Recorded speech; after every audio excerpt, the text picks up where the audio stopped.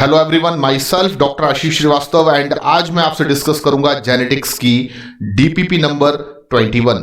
DPP number 21 में जितने भी क्वेश्चंस हैं वो सभी क्वेश्चंस मेंडेलियन डिसऑर्डर्स पर बेस्ड है और ये सभी क्वेश्चंस आपके लिए काफी इंपॉर्टेंट है, इसलिए आपको वीडियो को लास्ट तक देखना है। और जो भी क्वेश्चंस मैं आपको डिस्प्ले करूंगा उन सभी क्वेश्चंस के आपको राइट आंसर मुझे कमेंट बॉक्स पर लिखकर जरूर बताना है। तो पहला क्वेश्चन है जेनेटिक डिसऑर्डर हीमोफीलिया, जिसको हम कैरेक्टराइज्ड करते हैं एक्सेसिव ब्लड लॉस से, यानी कि हम सभी जानते हैं कि ये एक ब्लीडर्स डिसीज है। और आपको बताना है कि नीचे दिए गए 4 स्टेटमेंट में से कौन सा स्टेटमेंट ऐसा है जो गलत है इस डिसीज के रिलेशन में। यानी कि 4 स्टेटमेंट में से आपको केवल उस स्टेटमेंट को सिलेक्ट करना है जो हीमोफीलिया को सही तरीके से डिफाइन नहीं करता।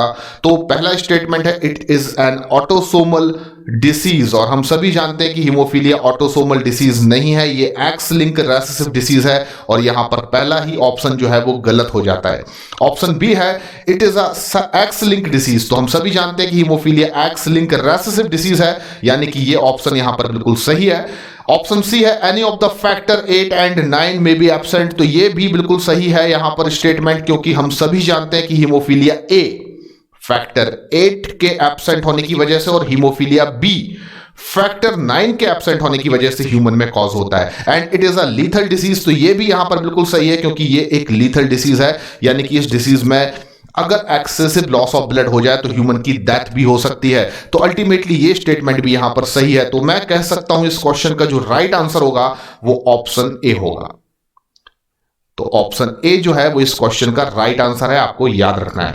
सेकंड क्वेश्चन है G6PD यानी glucose 6 phosphatase dehydrogenase deficiency inheritance is an example of fill in the blanks inheritance, यानी आपको बताना है कि G6PD किस कैटेगरी की डिसीज है। और मैंने आपको प्रीवियस लेक्चर में सभी डिसीज की कैटेगरी और सभी कैटेगरी के अंदर डिसीज, ये सभी चीजें आपको प्रॉपर वे में पढ़ाई हैं। आप बहुत आसानी से इस क्वेश्चन का आंसर दे सकते हैं। तो मैं आपको एक बार फिर से रिवाइज करा देता हूं।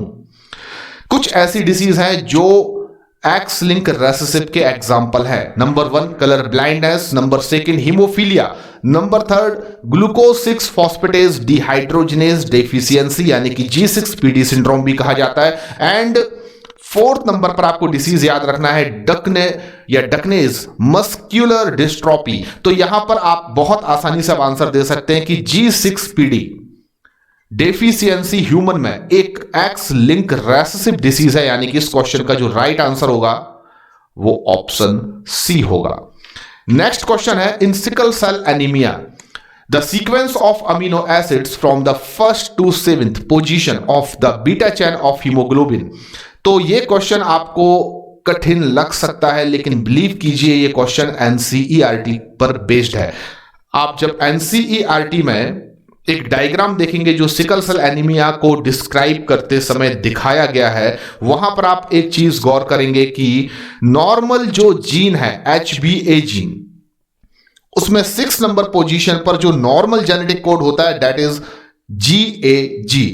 और इस वजह से जो अमीनो एसिड 6 नंबर पोजीशन पर बीटा पॉलीपेप्टाइड चेन में एनकोड होती है, डिटरमाइन होती है, वो है ग्लूटामिक एसिड। यानी कि 1 से लेकर 7 तक जो सीक्वेंस ऑफ अमीनो एसिड है नॉर्मल बीटा चेन में वो है वलीन, स्टडीन, ल्यूसीन, थ्रियोनिन, प्रोलीन या proline, glutamic acid and glutamic acid. लेकिन आपको बता दूं जब म्यूटेशन हो जाता है, जीन पॉइंट म्यूटेशन होता है, जब सब्स्टिट्यूशन होता है और ए सब्स्टिट्यूट हो जाता है टी से, तब उस कंडीशन में जीन म्यूटेशन की वजह से हम HbA जीन को HbS जीन कहते हैं और mRNA पर टी की जगह यू न्यूक्लियोटाइड कॉपी होकर आता है आफ्टर ट्रांसक्रिप्शन।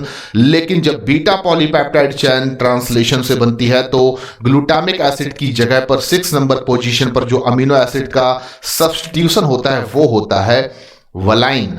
तो मैं यहां पर कह सकता हूं कि क्वेश्चन में आपसे पूछा जा रहा है कि HbS जीन यानी कि सिकल सेल एनीमिया के केसेस में जो बीटा चेन को एनकोड करने वाला HbS जीन होगा वो जिस भी बीटा चेन को बनाएगा एबनॉर्मली उसमें 1 से लेकर 7th पोजीशन तक अमीनो एसिड के सीक्वेंस को आपको याद रखना है और वो सीक्वेंस होगा valine, histidine, leucine, threonine, proline, clean या वलाइन एंड ग्लूटामिक एसिड। और ये आपको सीक्वेंस किस ऑप्शन में दिखाई दे रहा है? तो ऑप्शन नंबर डी जो है उसमें एज इट इज यही सीक्वेंस आपको दिखाया जा रहा है। तो इस क्वेश्चन का जो राइट आंसर होगा वो होगा option D.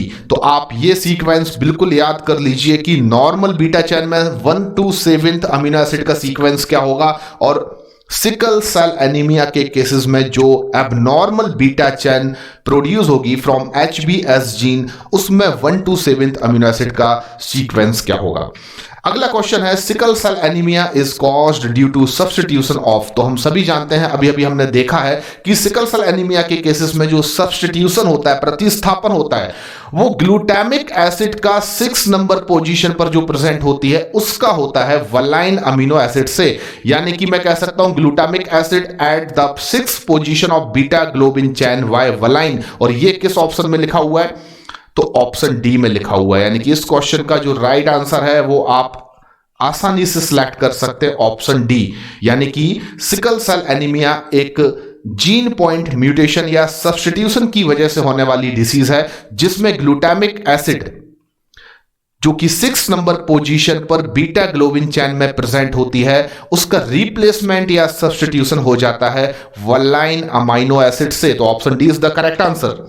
And 5th number question है अनीश, जो कि एक मेल कैंडिडेट है। तो अनीश जो है उसको कलर ब्लाइंडनेस है। तो मैं अनीश का जीनोटाइप बना देता हूं। यहां पर अनीश का जीनोटाइप होगा XCY।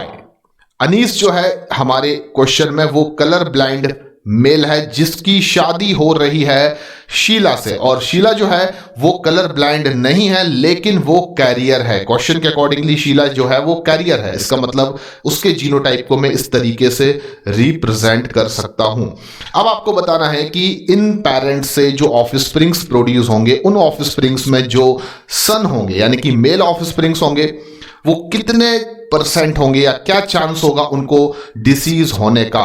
तो सिंपल सी बात है, यहां पर जो सन प्रोड्यूस होंगे उनको फादर हमेशा Y क्रोमोसोम ही देगा, लेकिन मदर अपने 2 में से एक X क्रोमोसोम अपने सन को दे सकती है। अगर पहला X क्रोमोसोम सन को देती है जिस पर कलर ब्लाइंडनेस का ट्रेट प्रेजेंट है, तो ऐसी कंडीशन में 50% सन ऐसे प्रोड्यूस होंगे जो कलर ब्लाइंड होंगे।